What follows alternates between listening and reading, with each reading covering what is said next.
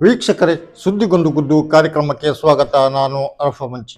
ಎರಡನೇ ಹಂತದ ಅಭ್ಯರ್ಥಿಗಳ ಚರ್ಚೆಗೆ ಅಂತಿಮ ರೂಪ ನೀಡಲು ಬಿಜೆಪಿಯ ಕೇಂದ್ರ ಚುನಾವಣಾ ಸಮಿತಿ 9ನೇ ಮತ್ತು 10ನೇ ತಾರೀಕಿನಂದು ಸಭೆ ಸೇರಲಿದೆ ಎಂಬುದು ಇತ್ತೀಚೆಗಿನ ಸುದ್ದಿ.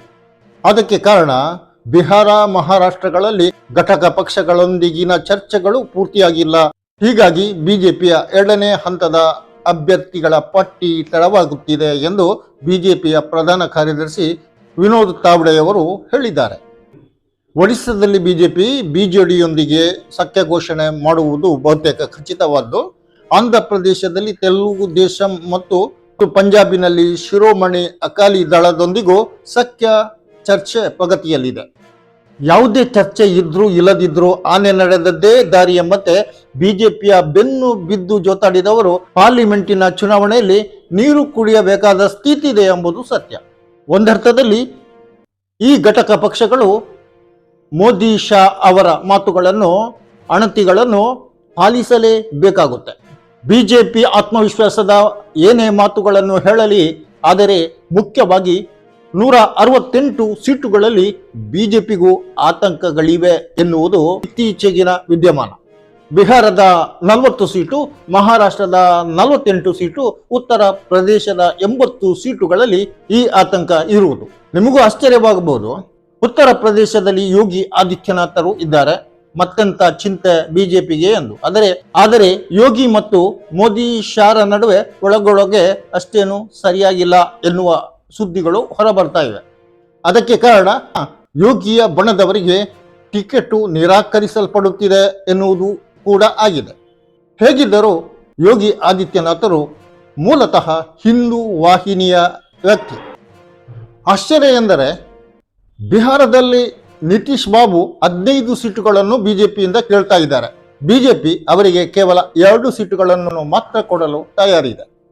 ನಿತೀಶ್ ಕೇಳುವುದು 15 ಸೀಟುಗಳು, ಬಿಜೆಪಿ ಕೊಡುವುದು 2 ಸೀಟುಗಳು. ನಿಮಗೆ ಆಶ್ಚರ್ಯ ಆಗುವುದಿಲ್ವಾ?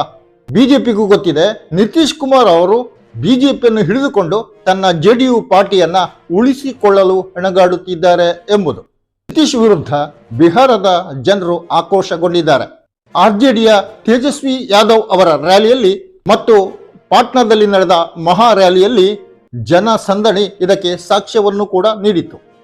ನಿತೀಶ್ಗೆ 2 ಸೀಟುಗಳನ್ನು ಬಿಜೆಪಿ ಕೊಡುವುದಾದ್ರೆ ಅವರು ಖಂಡಿತವಾಗಿಯೂ ಮತ್ತೆ ಇನ್ನೊಂದು ಲಾಂಗ್ ಜಂಪ್ ಮಾಡ್ಬೋದು, ಆರ್ಜೆಡಿ ಜೊತೆ ಸೇರ್ಕೊಳ್ಬೋದು, ಮಹಾಗಠಬಂಧನ ಭಾಗ ಆದ್ರೂ ಆಗ್ಬೋದು. ಹೇಗೂ ಲಾಲು ಪ್ರಸಾದ್ ಯಾದವ್ ಅವರು ನಿತೀಶ್ರಿಗೆ ನಮ್ಮ ಕೂಟದಲ್ಲಿ ಬಾಗಿಲು ತೆರೆದಿದೆ ಎಂದೇ ಹೇಳುತ್ತಾ ಇದ್ದಾರೆ. ಬಿಜೆಪಿ ಹೇಗೂ 400 ಸೀಟುಗಳನ್ನ ಗೆಲ್ಲುತ್ತೇವೆ ಎಂದು ಘೋಷಿಸ್ತಾ ಇದೆ. ಕನಿಷ್ಠ 370 ಸೀಟುಗಳನ್ನು ಗೆದ್ದೇ ಗೆಲ್ಲುತ್ತೇವೆ ಎನ್ನುವ ಮಾತುಗಳನ್ನು ಆಡುತ್ತಾ ಇದೆ. ಹೀಗಾಗಿ ಅದು ಸಖ್ಯ ಪಕ್ಷಗಳಿಗೆ ಹೆಚ್ಚು ಎಂಪಿ ಸೀಟುಗಳನ್ನು ವಿತರಿಸುವುದಿಲ್ಲ. ಈ ಸಖ್ಯ ಪಕ್ಷಗಳಲ್ಲಿ ಕೆಲವಂತೂ ಬಿಜೆಪಿಯೇ ಹೋಳು ಮಾಡಿದವು ಆಗಿವೆ. ಒಂದರ್ಥದಲ್ಲಿ ತಮ್ಮ ಅಸ್ತಿತ್ವವನ್ನ ಉಳಿಸಿಕೊಳ್ಳಲು ಅವು ಈಗ ಚುನಾವಣೆಯ ಕಾಲದಲ್ಲಿ ಹೋರಾಡ್ತಾ ಇವೆ. ಈಗ ನಮ್ಮ ಕರ್ನಾಟಕದಲ್ಲಿ ಜಾತ್ಯತೀತ ಎನ್ನುತ್ತಿರುವ ಕುಮಾರಸ್ವಾಮಿ ಅವರು ಬಿಜೆಪಿಯೊಂದಿಗೆ ಹೋಗಿ ಸೇರಿದ್ದು ಕೂಡ ತನ್ನ ಅಸ್ತಿತ್ವವನ್ನು ಉಳಿಸುವುದಕ್ಕಾಗಿದೆ ಎಂಬ ಮಾತುಗಳು ಇವೆ. ಇದೇ ಗತಿ ಶಿವಸೇನೆ ಶಿಂದೆಯದ್ದು, ಎನ್ಸಿಪಿಯ ಅಜಿತ್ ಪವಾರ್ದು ಎಂದರೆ ತಪ್ಪು ಆಗುವುದಿಲ್ಲ. ಜನರೇ ಕೈಬಿಟ್ಟ ಮೇಲೆ ನೀವು ಎಲ್ಲಿಂದ ಓಟನ್ನು ತರುತ್ತೀರಿ ಅಲ್ವಾ? ಹಾಗಾಗಿ ಮೂಲ ಪಕ್ಷಗಳನ್ನ ಒಡೆದು ಬಿಜೆಪಿಯೊಂದಿಗೆ ಸೇರಿಕೊಂಡವರೆಲ್ಲ ನಿಜಕ್ಕೂ ಕೈ ಸುಟ್ಟುಕೊಳ್ಳುತ್ತಿದ್ದಾರಾ? ಹೌದು ಎನ್ನುತ್ತಿದೆ ಇತ್ತೀಚೆಗಿನ ವಿದ್ಯಮಾನಗಳು. 48 ಸೀಟುಗಳಿರುವ ಮಹಾರಾಷ್ಟ್ರದಲ್ಲಿ ಬಿಜೆಪಿ 30, 32, 35 ಸೀಟುಗಳವರೆಗೂ ಇಟ್ಟುಕೊಳ್ಳಲು ನೋಡ್ತಾ ಇದೆ.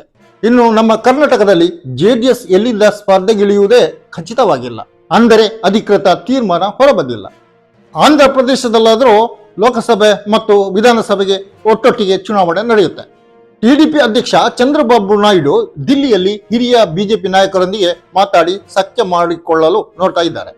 ಅದೇ ಆಂಧ್ರದಲ್ಲಿ ಮುಖ್ಯಮಂತ್ರಿ ಜಗನ್ ಮೋಹನ್ ಕೂಡ ಎನ್ಡಿಎಯಲ್ಲಿದ್ದಾರೆ.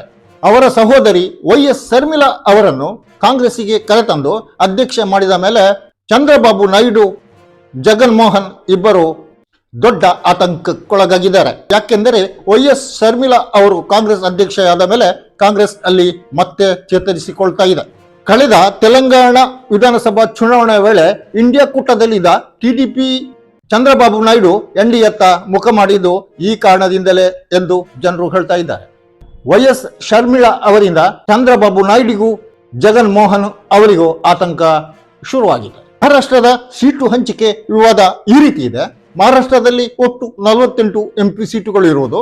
ಶಿಂದೆಯ ಶಿವಸೇನೆ 22 ಎಂಪಿ ಸೀಟುಗಳನ್ನು ಕೇಳ್ತಾ ಇದೆ. ಆದರೆ ಕೇವಲ 8 ಸೀಟುಗಳನ್ನು ಶಿಂದೆಗೆ ಕೊಡಲು ಬಿಜೆಪಿ ತಯಾರಿದೆ. ಅಜಿತ್ ಪವಾರ್ಗೆ ಎಷ್ಟು ಸೀಟು ಕೊಡುತ್ತೋ ಸ್ಪಷ್ಟವಾಗಿಲ್ಲ. ಅಂತೂ ಬಿಜೆಪಿ 30-35 ಸೀಟುಗಳವರೆಗೆ ಅದು ಸ್ಪರ್ಧಿಸುವುದಂತೂ ಖಚಿತ. ಅಜಿತ್ ಪವಾರಿಗೆ ಏಕನಾಥ್ ಶಿಂದೆಗೆ ಅಷ್ಟು ಗೊತ್ತಾಗಲ್ವಾ? ಅವರ ಕೈಯಲ್ಲೀಗ ಎಂಪಿಗಳು ಇರ್ಬೋದು, ಆದರೆ ಹೋಳಾದ ಮೇಲೆ ಚುನಾವಣೆಯಲ್ಲಿ ಗೆದ್ದು ಬಂದವರಲ್ಲ. ಆದ್ದರಿಂದ ಹೇಗೂ ಹೋಳು ಮಾಡಿದ ಕಾರಣಕ್ಕೆ ಶಿಂದೆಯ ಶಿವಸೇನೆಯ ಮೇಲೆ ಅಜಿತ್ ಪವಾರ್ ಅವರ ಎನ್ಸಿಪಿ ಮೇಲೆ ಆಕ್ರೋಶಗೊಂಡಿದ್ದಾರೆ. ಬಿಜೆಪಿ ಶಿಂದೆ ಶಿವಸೇನೆಯ ಭಾವನಾ ಗಾವಳಿಯವರ ಯುವತ್ನಾಮಲ್ ವಾಶಿಂ ಸೀಟ್ನಲ್ಲಿ ಕಣ್ಣು ಹಾಕಿದೆ. ಶಿಂದೆ ಶಿವಸೇನೆಯ ನಾಯಕ ಗಜನನ್ ಕೀರ್ತಿಕರ್ ಅವರ ಮುಂಬೈ ವೆಸ್ಟ್ ಸಿಟಿಗೂ ಕಣ್ಣಿಟ್ಟಿದೆ. ಭಾವನಾ ಗಾವಳಿಯವರ ವಿರುದ್ಧ ಇಡಿ ಕೇಸು ಇದೆ. ಗಜನನ್ ಅವರಿಗೆ ವಯಸ್ಸಾಯಿತು ಎನ್ನುವುದು ಕಾರಣ. ಶಿಂದೆ ಆಗಲಿ ಅಜಿತ್ ಪವಾರ್ ಆಗಲಿ ಇಡಿಯಿಂದ ರಕ್ಷಿಸಿಕೊಳ್ಳುವುದಕ್ಕೆ ಮೂಲ ಪಕ್ಷವನ್ನು ಹೋಳು ಮಾಡಿದ್ದಾರೆ ಎಂದು ಜನತೆಗೂ ಗೊತ್ತು, ಬಿಜೆಪಿಗೂ ಗೊತ್ತು. ಬಿಜೆಪಿಗೆ ಈ ಇಬ್ಬರ ಮೇಲೆ ಜನರು ಆಕ್ರೋಶದಲ್ಲಿದ್ದಾರೆ ಎನ್ನುವುದು ಗೊತ್ತು. ಇವರು ಪ್ರತ್ಯೇಕವಾಗಿ ಸ್ಪರ್ಧಿಸಿದ್ರು ಬಿಜೆಪಿಯ ಒಟ್ಟಿಗೆ ಏನೂ ಆಗುವುದಿಲ್ಲ ಎಂದು ಗೊತ್ತು. ಒಂದು ವೇಳೆ ಪ್ರತ್ಯೇಕವಾಗಿ ಸ್ಪರ್ಧಿಸಿದ್ರೆ ಅದು ಶರದ್ ಪವಾರ್ ಅವರ ಎನ್ಸಿಪಿಗೆ, ಉದ್ಧವ್ ಠಾಕ್ರೆ ಅವರ ಶಿವಸೇನೆಗೆ ಹಾನಿ ಎನ್ನುವುದು ಗೊತ್ತು. ಹೀಗಾಗಿ ಶಿಂದೆಯನ್ನಾಗಲಿ ಅಜಿತ್ ಪವಾರ್ ಅನ್ನಾಗಲಿ ಕೇರ್ ಮಾಡುವ ಸ್ಥಿತಿಯಲ್ಲಿ ಬಿಜೆಪಿ ಇಲ್ಲ. ಬಿಜೆಪಿ ಇಬ್ಬರನ್ನು ಆಟ ಕಾಯಿಸ್ತಾ ಇದೆ, ಒಂಥರ ಹಾವು ಏಣಿ ಆಟದ ತರ. ಇತ್ತ ಇಂಡಿಯಾದವರು ಕೂಡ ಕಮ್ಮಿ ಅನ್ನಲ್ಲ. ಕಾಂಗ್ರೆಸ್ ಅನ್ನು ಇಕ್ಕಟ್ಟಿಗೆ ಸಿಲುಕಿಸಲು ಅದರ ಘಟಕ ಪಕ್ಷಗಳು ನೋಡ್ತಾ ಇವೆ. ಕಾಶ್ಮೀರದಲ್ಲಿ ಮೆಹಬೂಬಾ ಮುಫ್ತಿ ಇಂಡಿಯಾ ಕೂಟಕ್ಕೆ ಕೈ ಕೊಡುವ ಸುದ್ದಿಯೂ ಬಂದಿದೆ. ಆದರೆ ಎಲ್ಲಿಗೆ ಈ ಅಮ್ಮ ಹೋಗಬೇಕು? ಬಿಜೆಪಿಯೊಂದಿಗೆ ಮೈತ್ರಿ ಮಾಡಿಕೊಂಡು ಮುಖ್ಯಮಂತ್ರಿಯಾಗಿ ಕಳಕೊಂಡದ್ದೇ ಹೆಚ್ಚು. ಒಂದು ಕಡೆ ಜಮ್ಮು ಕಾಶ್ಮೀರದ ರಾಜ್ಯ ಸ್ಥಾನಮಾನ ಅದು ಹೋಯಿತು, ಕಾಶ್ಮೀರಕ್ಕಿದ್ದ ವಿಶೇಷ ಸ್ಥಾನಮಾನವೂ ಹೋಯಿತು, ಮುಖ್ಯಮಂತ್ರಿ ಸ್ಥಾನವೂ ಹೋಯಿತು. ಹಾಗಾಗಿ ಅವರಿಗೆ ಇಂಡಿಯಾ ಬಿಟ್ರೆ ಇನ್ನೊಂದು ಜಾಗ ಎಲ್ಲಿದೆ? ಸ್ವತಂತ್ರವಾಗಿ ಸ್ಪರ್ಧಿಸಬೇಕು. ಒಂದು ವೇಳೆ ರಾಹುಲ್ ಗಾಂಧಿಯವರ ನ್ಯಾಯ ಯಾತ್ರೆ ಹೊಡೆದೇ ಇರುತ್ತಿದ್ರೆ ಇಂಡಿಯಾ ಕೂಟದ ಘಟಕ ಪಕ್ಷಗಳು ಕಾಂಗ್ರೆಸ್ ಅನ್ನ ಹೆದರಿಸಿ ಇಡುತ್ತಿದ್ರು.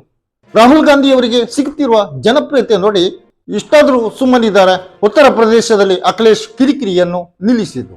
ಪಶ್ಚಿಮ ಬಂಗಾಳದಲ್ಲಿ ಮಮತಾ ಬ್ಯಾನರ್ಜಿಯವರ ಗೊಣಗು ಕಡಿಮೆಯಾದ್ದು. ನಿತೀಶ್ ಅಂತೂ ಇಂಡಿಯಾ ಕೂಟ ಹೋಗಿ ಈಗ ಸಿಕ್ಕಿ ಹಾಕಿಕೊಂಡಿದ್ದಾರೆ. ಮತ್ತೆ ಇಂಡಿಯಾ ಕೂಟಕ್ಕೆ ಬರ್ತಾರೋ ನೋಡಬೇಕು. ಚುನಾವಣೆ ಘೋಷಣೆ ಆಗಬೇಕು.